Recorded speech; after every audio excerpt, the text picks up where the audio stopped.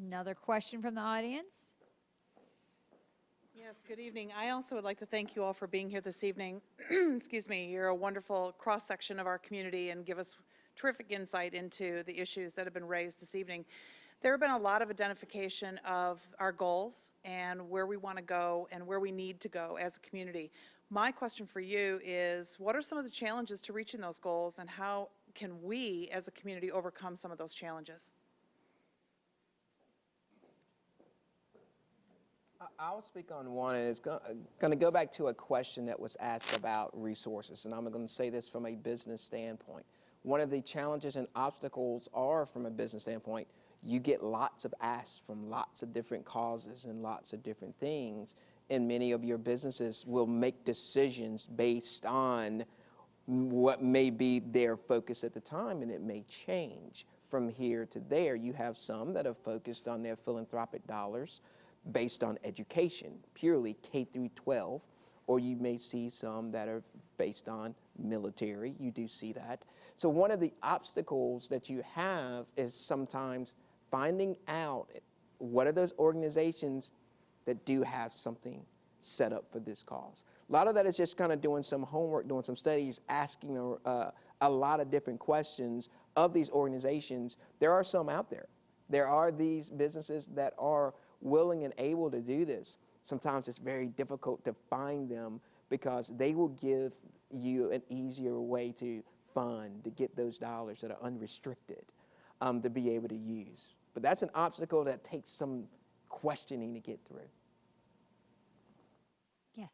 I might pick up on that. I think that's a very, very valid point. There are a lot of very entrepreneurial people in our community that are socially conscious and who want to do something to make society better, and they've gotten into the habit of one or two projects that their club, let's say, works on, and they sort of feel comfortable with that. Nobody ever mentioned to them this particular problem, and so somebody with the bulb should go on, and someone should say to them, I know you are interested as a club or an organization in a better society, both statewide, nationwide, but right here at home.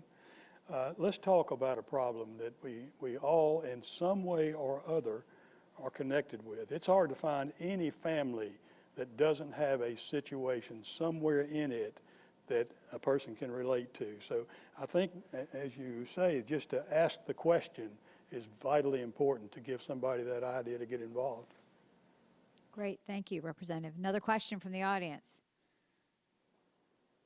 Again, thank all of you for participating, but I have a question that's directed at Representative Fairclough. The latest case in Wake County where the husband and wife and their daughter was attacked, they were personal friends of mine. They, the perpetrator had a pistol permit. There's a statute on the books in North Carolina that if you don't pay your car insurance, that a highway patrol person will go out and pick up the tags.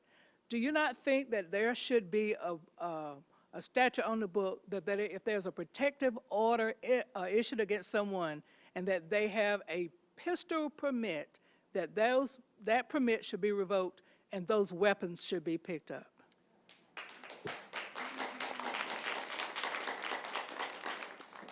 You know what it takes to make that happen?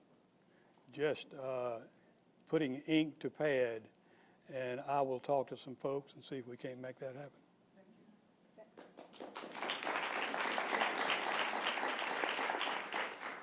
That's actually one of the questions that they actually ask on a protective order.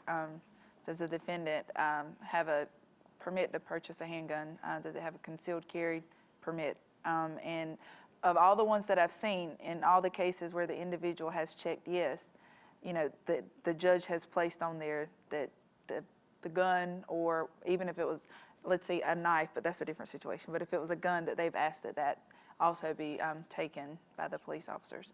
So I'm not sure about it being a law or anything, but I do know it is on the protective order, and they ask that even if it's not checked. If an individual shows up at court with that protective order done and they try to do it by themselves, they specifically ask that question: are there any handguns or shotguns that you are aware of? So. Thank you, Holly. One more. I think we're going to do two more questions, so go ahead.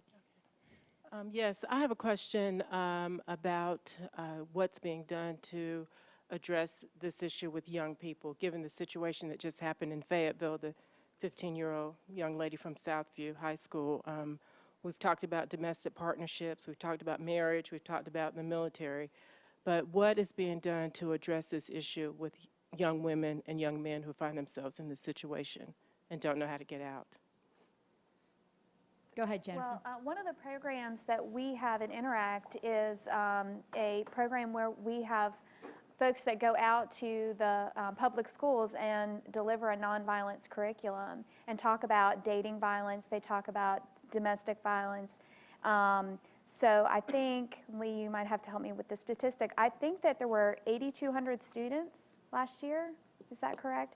That we actually reached out to in Wake County schools. So at least here in Wake County, we are trying to get out and provide information and resources to that population, and it's K through 12. Because that goes to the cycle of violence that we've been talking about. And John, how often, when you guys make an arrest of an abuser, how often do you find out that they may have come from an abusive home? You see that an awful lot in our investigations, and we, again, this goes back to not just a cultural shift within society, but within ourselves, those allied professionals who serve victims of domestic violence and sexual assault. We need to be aware that when we as law enforcement do an investigation and we forward that to, say, Department of Social Services, Child Protective Services for assistance, that we can't start beating on our chest at that point and saying we've done well. We have to follow through, that if our investigation continues for, say, 2 weeks, 3 weeks, that we provide that full investigation so we can work in concert with partner agencies. I think what you find around this state is a lot of people doing great work just within their own silos. We must have that cultural shift and reach out and across those disciplines, especially when we look at the numbers, the most recent numbers that were released in this state. 25% of the homicides in the great state of North Carolina are domestic violence. It's right over 25%. That was 2012 data, the most recent that was released. And know that the most recent study, we've heard this theme over and over, 83% of those individuals that are murdered have either left or were in the process of leaving. So when we say cultural shift, it's all encompassing for everybody. And that's the most dangerous time. It is. when somebody's leaving. Well, we're coming to the end of our panel time, so I want to give everybody, a little bit of time to just wrap up if you have any closing thoughts, but specifically, why a statewide initiative? We had one more question. I'm sorry. We'll take one more. I did say one more. You're right. And then we'll finish with that question. Thank you. First of all, again, thank you, everyone, for such a wonderful job. I wanted to ask, similar to the last question, what is being done to address domestic violence where, specifically for immigrants, where language and sometimes culture and specifically immigration status is a barrier to getting help?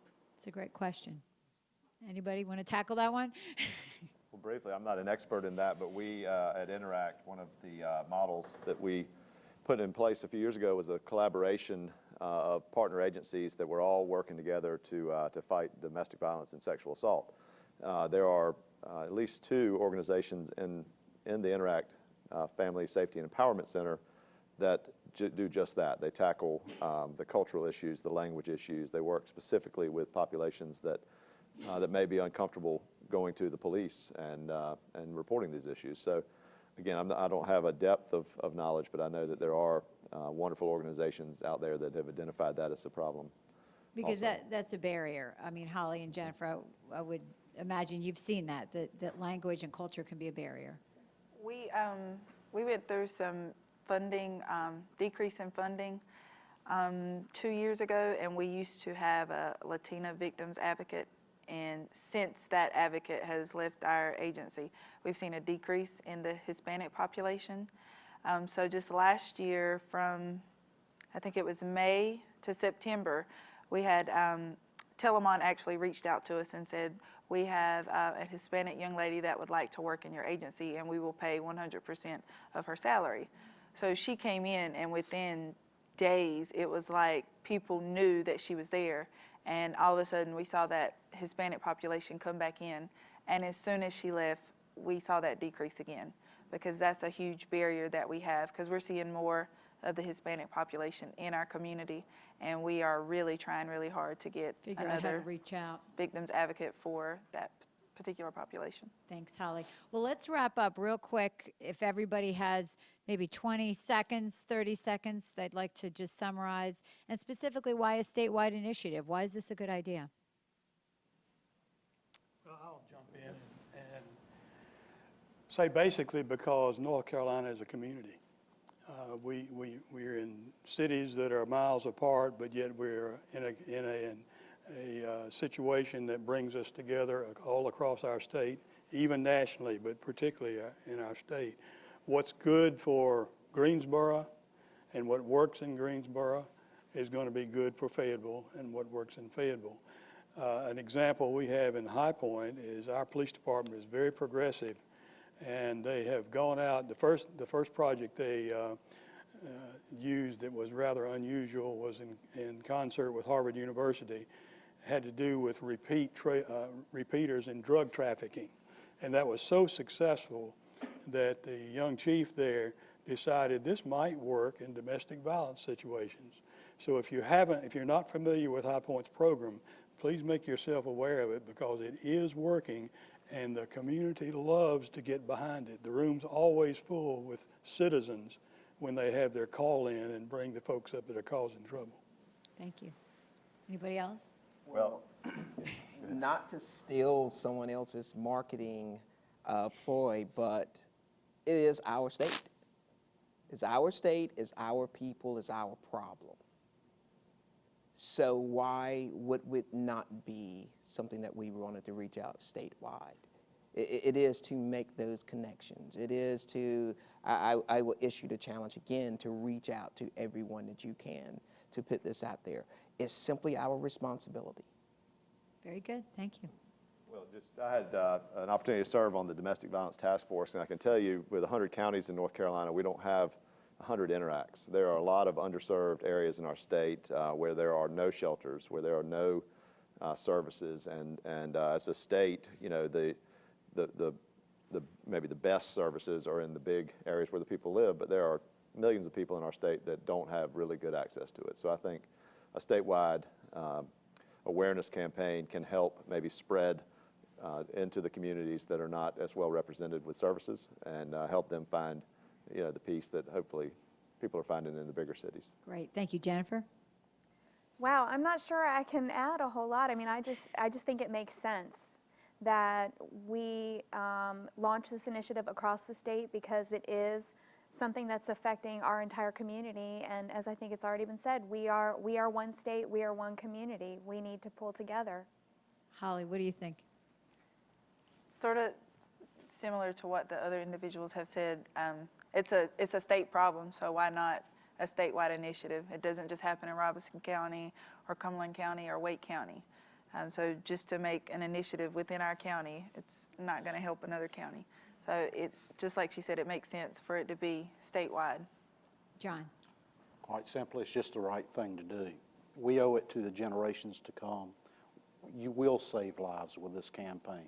Let there be no doubt. And I look forward to being a part of it and joining forces with everybody here in this room and everybody you're reaching with this broadcast. Well, I would like to thank all of you. Let's give them a round of applause. Thank you guys for all of your insight. Really, really appreciate it.